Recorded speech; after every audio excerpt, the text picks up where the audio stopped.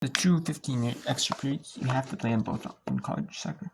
It's goal and goal, so you don't even, and it's not where in school, not the first goal win. It's also not where in professional soccer, in college soccer, you don't even have to play out the full 10 minutes of the overtime period. You don't even do that. You know, you don't even do that. So, and then we have that. We'll go to SEC soccer championships. They don't sponsor one men's. No, but I mean, they have some of the schools have men's soccer. It's just they go with the Sun Belt because the SEC does not sponsor. There's not enough SEC play members. Same with the Big 12. The Big 12 members at women's soccer or men's soccer, they go with the Sun Belt as well. And there's not enough members in like Sun Belt normally that sponsor men's soccer. Just full-time Sun Belt members. So they kind of have like a combo conference. It's like men's soccer because, you know, also because men's soccer is more popular professionally. Like at the professional level. Where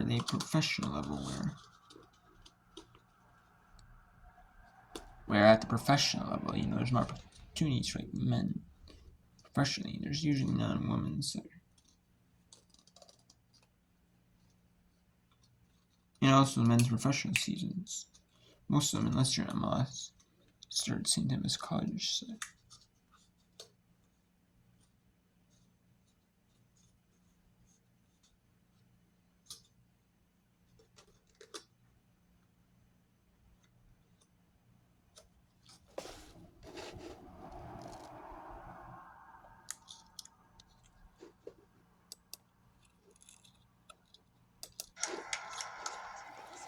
Deep in SFA territory on that. Looking for Ortiz on the pass there, and it was just a little long. Yeah, a little long.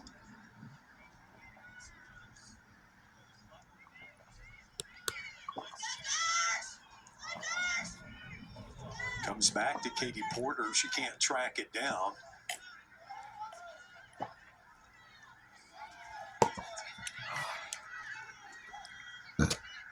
Again, A&M Corpus Christi in the blue. SFA in the white kit. The Jacks scored early in this one. Didn't even make it 3 minutes in before Taylor Dotson scored for the Jacks, and it stayed that way until under a minute left in regulation when the Islanders scored on a penalty kick. Yeah, really going bumper to bumper there in regulation. Yep, and then had to go to overtime. Second overtime match of this tournament. I'm kind of surprised, but then again, you think about how many ties. Ati with a bouncer, but handled no problem by Sierra McClure. 1 minute. Under 60 seconds now left in the first overtime period. Can SFA get off a shot before the clock expires? Islanders doing a good job of preventing them from doing that. Good cutback into the middle. 30 seconds left on the clock. Into the middle. Header. Nice try. Rolls it, but McClure is there. Yeah, McClure's really looking to not concede any more goals. Yeah, I mean, she lost her clean sheet. You know, it's like had a chance to walk out of here with a shutout. With her 10th shutout of the year. Yeah. Goalkeeper of the year. Goalkeeper on that first team in the Southland. And that's going to do it for the first overtime. So they'll take another quick break. Reset the clock. They'll take a 5-minute break. And then we'll come back for another 10-minute sudden death overtime. So stay with us for that. We'll come right back. You're watching Southland Conference postseason play from Beaumont, Texas, between SFA and Texas A&M Corpus. Christie. Let's go to the Southeastern Conference. Where we have Mississippi State and Arkansas. The last four, that 4-2 win first week of October.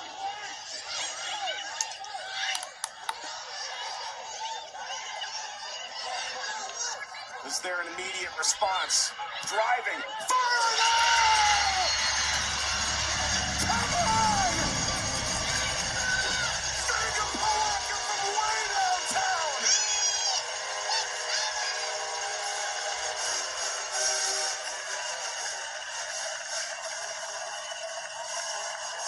We may have just seen the goal of the tournament.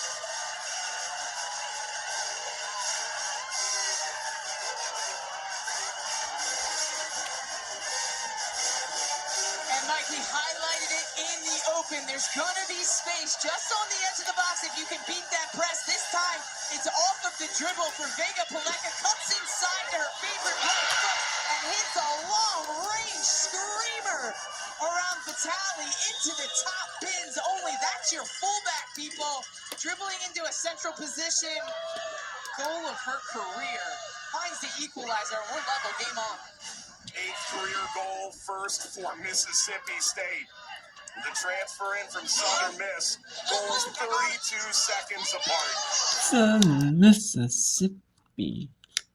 Is Beaumont, and that is where we are with pitch. Of course, as far as proximity goes, it was nice to be from HCU or McNeese because, you know, you got less than an hour drive to get here.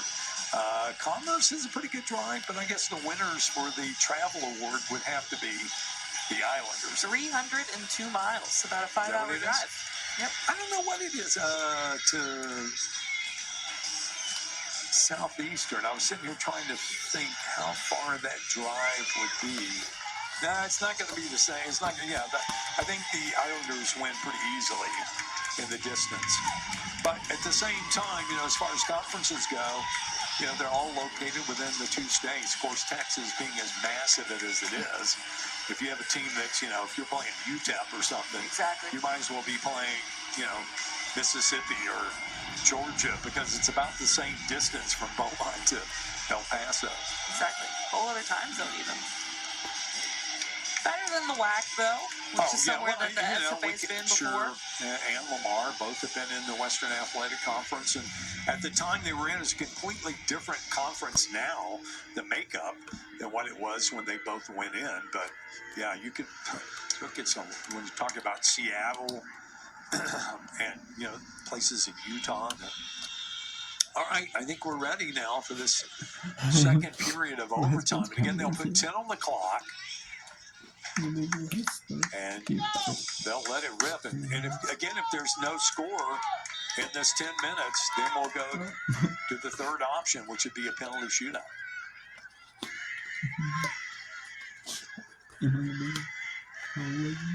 Curious, you think it'll go to the third option? Or does somebody come out here and put an end to this? SFA wanted to put some pressure on early. As they have been, they've been putting a lot more pressure in these overtime periods. Oh, how about that? Off the crossbar. Off of Spurl's hands and then off the top bar. Yeah, near goal there. Really couldn't see who took the shot. It was a real quick shot. Here comes more pressure down the far side. Into the middle. Didn't quite reach the intended receiver there. It's going to be East Texas throw-in. They're saying it's Alexis Miller who took that shot. Okay.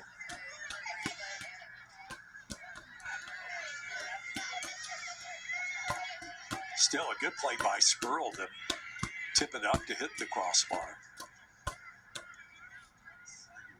She's been putting in a lot of saves for the Islanders, keeping them in it. That'd be fair. I mean, she's got 11 at this point. I think if it does come down to penalty kicks, that'll be interesting. I mean, the Islanders have already had one this game, Right. resulting in a goal.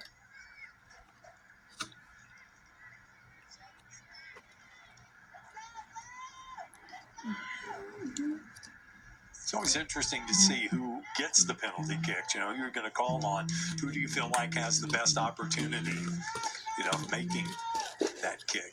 And let's talk about women's league also. We have Grambling scores. So St. Louis, Welishka won set 1, 25-21, 25-22. St. Louis won set 2, 2015. St. Louis or Welishka won set 3. And set 4, it's St. Louis 25-2, 15-11. And Grambling swept Southern Orange dominantly, 25-11, 25-9, 25-12. And Grambling in Louisiana. And then Norfolk St. Hampton and non-conference. Norfolk, Virginia. Hampton was from Virginia. The Hampton region. 222 Norfolk State, 123 Hampton. The bottom tier of their conference is Hampton in the Coastal Association. Norfolk State. So once again, much needed a win to finish out the remainder of their season strong. And Norfolk State took both sets, 25-21 and 25-22.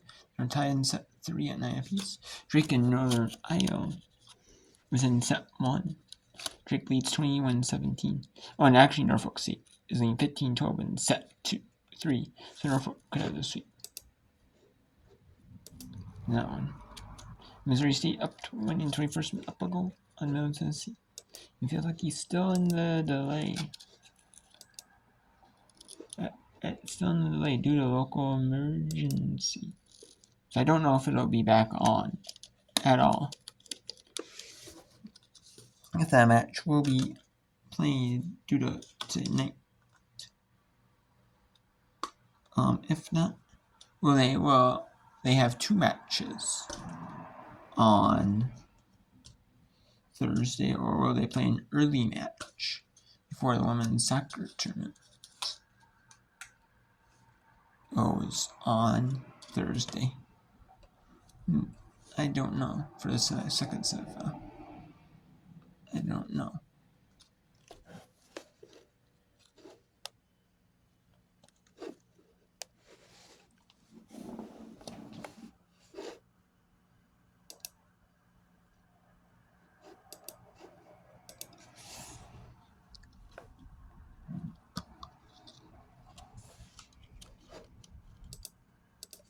Well, there is a call now.